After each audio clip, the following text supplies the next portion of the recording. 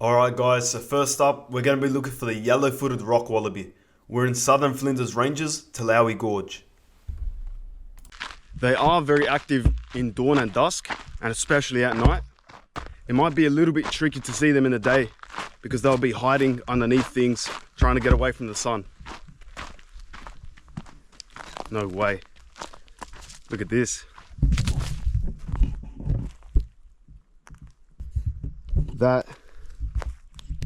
That's a dead goat. See the horns here and the hooves. So wild goats are actually one of the biggest problems for the yellow-footed rock wallaby. The goats, they eat the same food, they live in the same places. So what happens is the wallabies and goats will be competing for all the same things. In this park, I know that they poison the foxes, but I don't know what they do about the goats. I believe they just leave them alone. Man, these things are everywhere. Look at that. It's insane the type of habitat that these wallabies live in. Can you see how steep these gorges are? And it's insane how they manage to live and thrive in these conditions. So what's interesting is, if you look up against the cliff, these little caves are the exact places that these wallabies might be hiding throughout the day.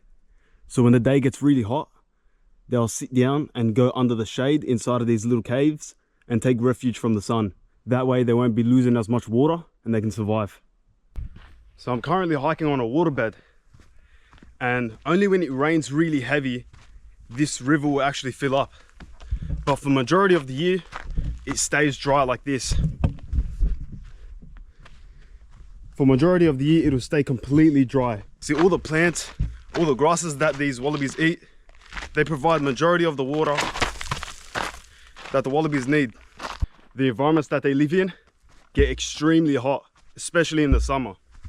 So what they'll do is throughout the day, they'll hide and take cover under shelter so they can preserve as much water as they can. And when nightfall comes, that's when they'll actually get out and start foraging for food. You can see that some of the trees that used to live here that have now fallen over were massive. That was a big eucalyptus tree. As colorful as these wallabies are, they blend in extremely well. When the sun shines on these rocks, it is the exact same color as their fur. So you get that beautiful golden orange brown color on their fur, and that's the exact color that these rocks are here. Just look how unique the environment is here.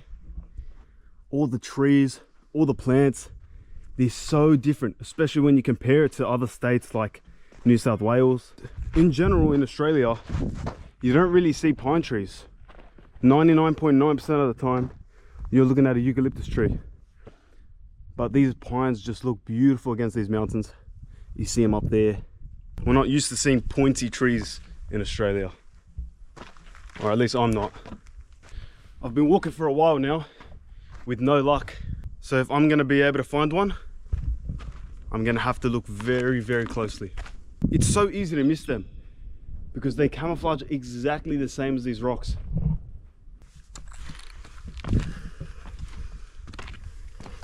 Come up here so I can get a better view and see all the sides of the mountains, so I can get an idea of where they might be staying. Might be able to spot one.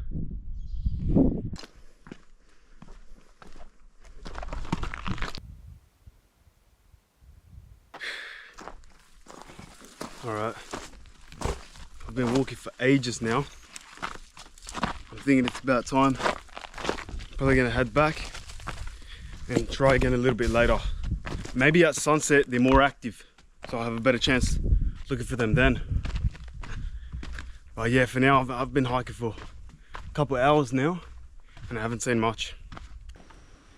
Alright, this is my second attempt. I'll come back later. The sun's almost setting now, so I've come back for another look. Because they're most active at dawn and dusk, I'm gonna have a really good chance of seeing them now.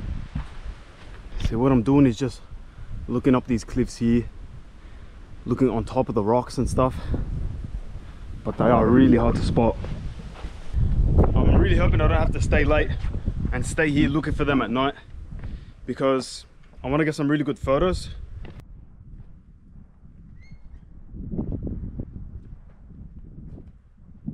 I searched through the night but had no luck, so the next morning I drove over 3 hours to Brookfield Conservation Park in search of the next target animal, the southern hairy-nosed wombat. Got some kangaroos here.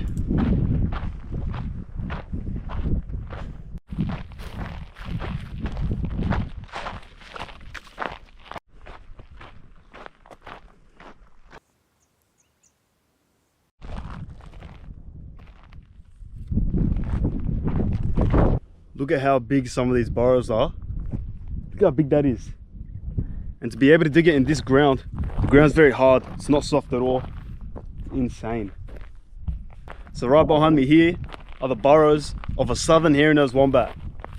They live in the arid parts of Australia, primarily South Australia.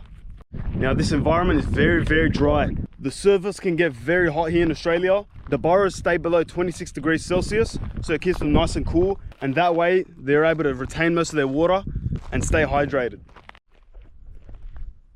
I just went for a walk and I found another massive burrow system. What's crazy is that one of these burrows was actually recorded to have 80 entrances. Insane. Wow.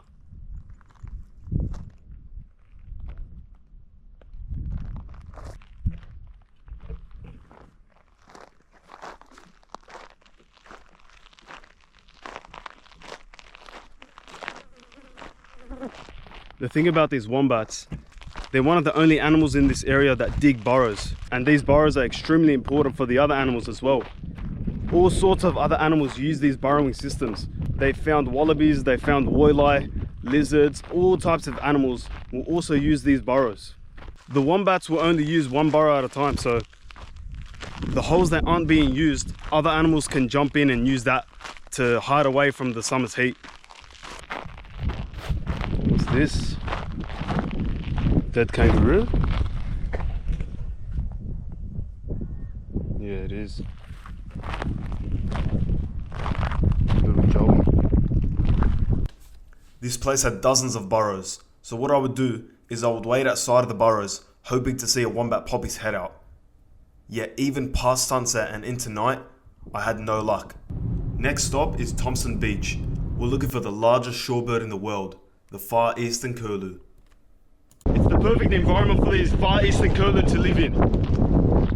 I've had a look on iNaturalist and I've seen a few people have spotted them here. So this is the first stop, and if we don't see any here, we're going to move on to the next one. These flats go very, very far. As far as the eye can see are these flat surfaces. It's a really good environment for them. They'll use their long bill and stab around in the floor looking for invertebrates, worms, bugs, all that sort of stuff. That's what they eat.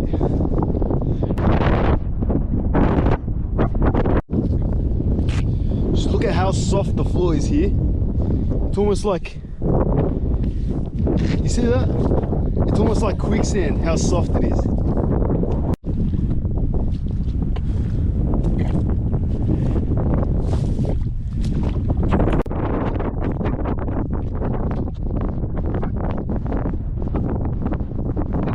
There's broken seashells on the floor, so when you step in on the broken seashells and you scrape your feet really badly.